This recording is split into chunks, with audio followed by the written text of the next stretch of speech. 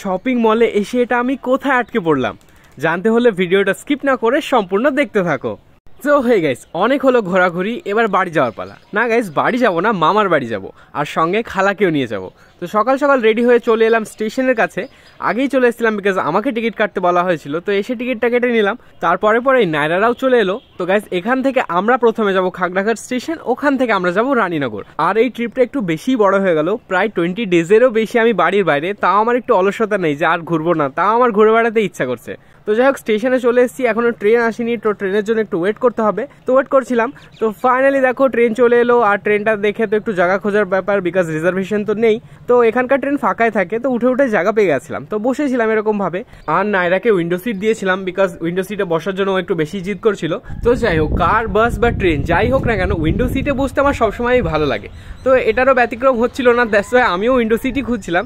তো যাই হোক, নায়রা যেহেতু বসেছে, কিউটি পায়, তো ওকে তো বারণ করা যাবে না। তো এরকম ভাবেই ট্রেনের হাওয়া খেতে খেতে আমরা ফাইনালি পৌঁছে গেলাম খাগড়াঘাট স্টেশন। আর হাতে ছিল ব্যাগ, তো সেগুলোকে নিয়ে ট্রেন থেকে নেমে পড়লাম। তো এখন আমাদেরকে যেতে হবে প্ল্যাটফর্ম নম্বর 3 থেকে 1-এ। তো আমি মেনলি ট্রেন লাইন পার করেই চলে যাই, বাট এরা ছিল, তাই জন্য আমাকে স্টেয়ার্স ধরে আসতে হলো।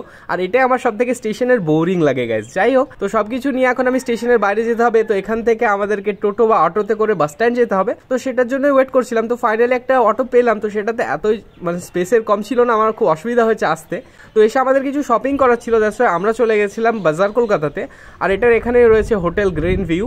বহরমপুরের এই প্রপার্টিটাতে এখনো পর্যন্ত আমার যাওয়া হয়নি, গেলে তোমাদেরকে ভিডিও শেয়ার করব। তো ফাইনালি বাজার কলকাতাতে এন্টার করলাম। তার আগে লাগেজগুলোকে তো সিকিউরিটি চেকিং এর ওখানে জমা দিতে হয়, তো কুপন নিয়ে চলে আসলাম।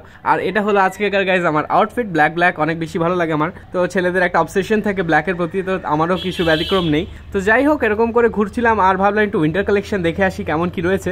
তো চলে গেছিলাম 3rd ফ্লোরে, আর ওখানে গিয়ে দেখলাম অনেক সুন্দর সুন্দর কালেকশন আছে। আর আমারও কিছু পছন্দ হয়ে গেছিল সোয়েট শার্টের মধ্যে, তো এগুলো দেখতে আমার বেশ ভালো ছিল, বাট পকেটের অবস্থা খুব খারাপ, দ্যাটস ওয়াই নেওয়া হলো না।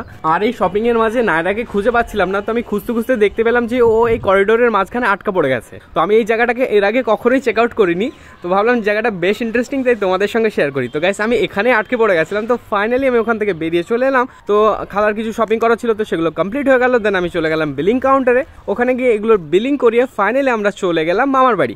আর ওখানে গিয়ে আমাদেরকে টোটোতে করে আমাদের মামার বাড়ি পর্যন্ত যেতে হয়, তো একটা টোটোতে উঠে পড়লাম। তো মামার বাড়ি পৌঁছানোর পর আমি একটা কথা জানতে পারলাম যে মাহি আর জারিন ঐশীকে মানে নায়রাকে দেখার জন্য অনেক বেশি এক্সাইটেড আছে।